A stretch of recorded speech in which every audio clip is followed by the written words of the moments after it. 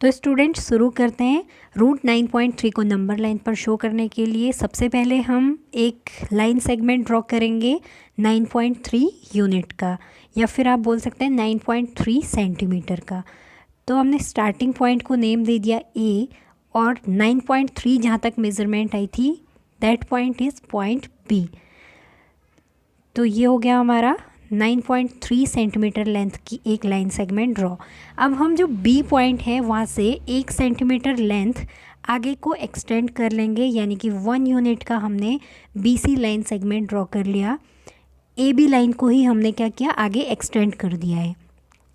तो अब जो टोटल डिस्टेंस है ए से लेके सी तक की, ये डिस्टेंस हमें मिलेगी 10.3 यूनिट या फिर 10.3 सेंटीमीटर। अब हम लाइन सेगमेंट AC को बाइसेक्ट करेंगे, और बाइसेक्ट करने के लिए पॉइंट C पर हमने कंपास को रखा और हाफ से ज़्यादा डिस्टेंस लेकर एक आर्क ऊपर और एक नीचे। सिमिलरली हम A पॉइंट पर कंपास रखेंगे और आर्क ऊपर नीचे कट कर लेंगे, और जहाँ पर आर्क ने कट किया है इन पॉइंट्स को हम ज्वाइन करेंगे। अब इन लाइन ने जो AC सेगमेंट को कट किया वो पॉइंट बन गया हमारा O पॉइंट। तो O से लेके A तक की डिस्टेंस एंड O से लेके C तक की डिस्टेंस इक्वल डिस्टेंस हो गई, यानी कि 10.3 सेंटीमीटर को इक्वली कट कर दिया। तो OA इक्वल टू हो गया 10.3/2 सेंटीमीटर। अब हम OA या फिर OC डिस्टेंस को मेज़र कर लेंगे, और ये हमारी रेडियस हो गई, और OC को हमने रेडियस मानते हुए एक सेमी सर्कल ड्रॉ कर लिया। अब यहाँ पे OA और OC इस सेमी सर्कल की क्या है, रेडियस हो गई। ठीक है, अब हम स्टेप्स को लिख लेते हैं इनकी, कि क्या क्या स्टेप्स हमने यूज़ किए हुए हैं। तो शुरू करेंगे। तो सबसे पहला पॉइंट हमारा था, हमने ड्रॉ किया था एक line segment AB of length 9.3 unit, है ना। देन हमने AB लाइन को एक्सटेंड किया था पॉइंट C तक, और BC जो हमने एक्सटेंड लाइन थी उसकी डिस्टेंस थी 1 यूनिट। देन हमने बाइसेक्ट किया था AC को, जिसने कि AC लाइन को पॉइंट O पर बाइसेक्ट किया, तो OA इक्वल टू OC हमें मिला। देन हमने OC रेडियस लेते हुए एक सेमी सर्कल ड्रॉ किया, और OC OA के इक्वल ही था, तो हमने बोल दिया OA इक्वल टू OC, और ये किसके इक्वल है, 10.3/2 सेंटीमीटर के। अब हमारा नेक्स्ट काम है, जो B पॉइंट है उस पर हमें परपेंडिकुलर ड्रॉ करना है B पॉइंट पर। तो B पॉइंट पर परपेंडिकुलर ड्रॉ करने के लिए हमारे पास 2 वेज हैं, या तो हम कंपास से कर सकते हैं या फिर प्रोटेक्टर से कर सकते हैं, है ना। तो अभी हम कंस्ट्रक्शन के थ्रू इसे करेंगे, ठीक है। तो मैंने कंपास को रखा B पॉइंट पर और एक आर्क ड्रॉ कर लिया, और जहाँ पर आर्क ने लाइन को कट किया वहाँ से एक और आर्क ड्रॉ किया, तो 60 डिग्री। देन सेम लेंथ का एक और आर्क, दैट वाज 120। अब 60 डिग्री और 120 डिग्री वाले पॉइंट से हम एक और आर्क ऊपर कट करेंगे, दैट पॉइंट इज़ 90 डिग्री, यानी कि परपेंडिकुलर बन गया B पॉइंट पर। अब हम इन दोनों को ज्वाइन कर लेंगे, और जो लाइन हमने B से होते हुए ड्रॉ करी उसने सेमी सर्कल के सर्कमफेरेंस को जहाँ पर टच किया उस पॉइंट को हम बोल देंगे P पॉइंट। अब आप देख सकते हैं कि हमने प्रोटेक्टर से भी नाप लिया, तो एग्जैक्टली हमें 90 सेंटीमीटर ही मिल रहा है। तो इसका मतलब आप किसी भी तरीके से इसे ड्रॉ कर सकते हैं। तो ये पॉइंट का नेम हमने दे दिया P पॉइंट सर्कमफेरेंस पर, है ना। अब हम ज्वाइन कर लेंगे OP को। OP को ज्वाइन करने से क्या होगा, हमें एक राइट एंगल ट्रायंगल मिल जाएगा, और राइट एंगल ट्रायंगल मिलने के बाद ही हमें रूट 9.3 सेंटीमीटर की लेंथ मिल पाएगी। तो क्लियरली हमें यहाँ पे दिख रहा है कि OBP हमें क्या मिल गया, एक राइट एंगल ट्रायंगल। तो इसे लिख लेते हैं हम विद स्टेप्स।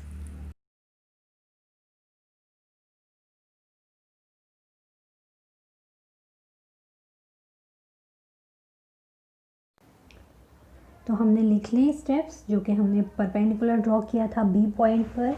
अब हम बताएंगे कि OP लाइन को हमने ज्वाइन किया और हमें ट्रायंगल मिल गया, जो कि है राइट एंगल ट्रायंगल, और इस राइट एंगल ट्रायंगल में we will use Pythagoras theorem. Pythagoras theorem हम सब ने पढ़ी हुई है। पाइथागोरस थ्योरम बोलती है hypotenuse square equal to base square plus perpendicular square, है ना।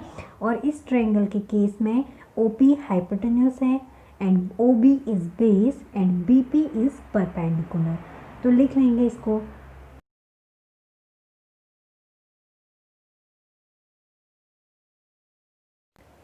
अब बेटा देखिए यहाँ पे हमें OP स्क्वायर यानी OP की वैल्यू चाहिए। अब OP अगर देखें फिगर में तो क्लियरली दिख रहा है कि OA, OC एंड OP ये तीनों इक्वल लेंथ हैं और ये है रेडियस ऑफ सर्कल, है ना।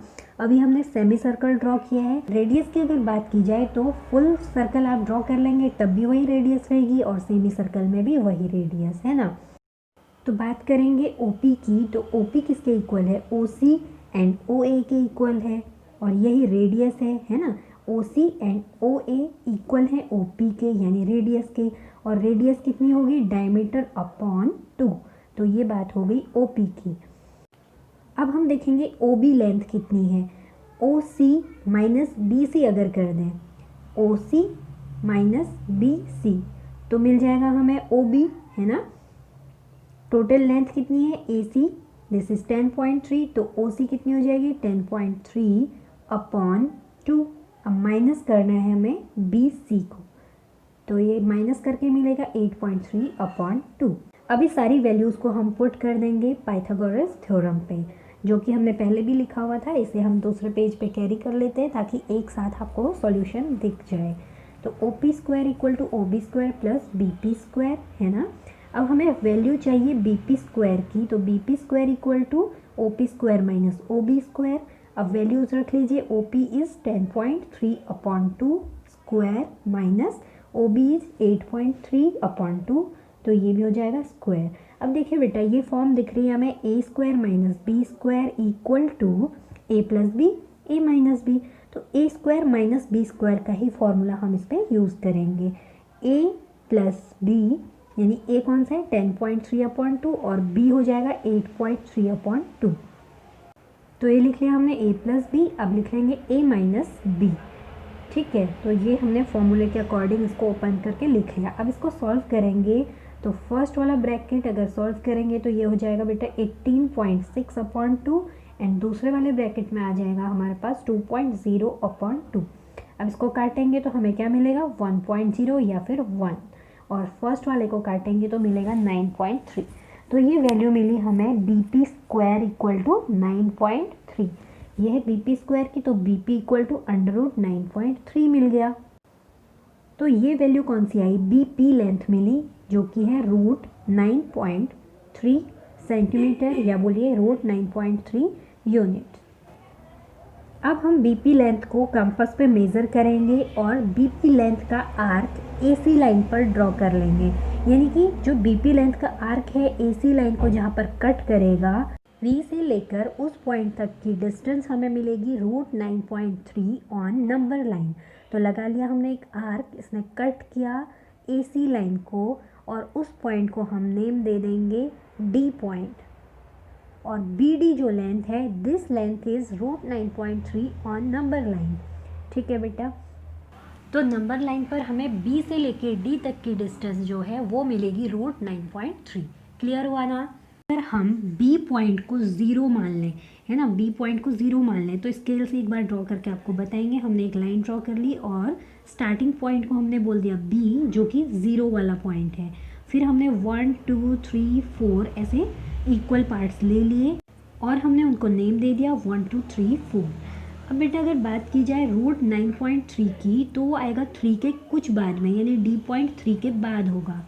अब ऐसा क्यों बोला गया, अगर हम बात करें √9.3 की वैल्यू के बारे में, अगर आप √9.3 की वैल्यू निकालेंगे ना तो वो आपको मिलेगी 3.049591 ऐसी वैल्यू आपको मिलेगी। तो इसका मतलब क्या है, 3 के बाद आपको वैल्यू मिलेगी, यानी कि 3 और 3.1 के बीच की ये वैल्यू है, इसीलिए हमने नंबर लाइन पर अलग से इसे दिखाया। अगर आप मेज़र करेंगे ना इस वैल्यू को B से लेके D तक तो आपको 3 और 3.1 के बीच में ये डिस्टेंस मिलेगी। इसका मतलब हमने एग्जैक्टली सही जो रिप्रेजेंटेशन है वो एग्जैक्ट सही किया, इसीलिए आपको ये नंबर लाइन पर भी दिखाया कि जो √9.3 है दिस इज़ 3.049 एंड समथिंग, तो इसीलिए आपको अलग से नंबर लाइन ड्रॉ करके दिखा दिया गया।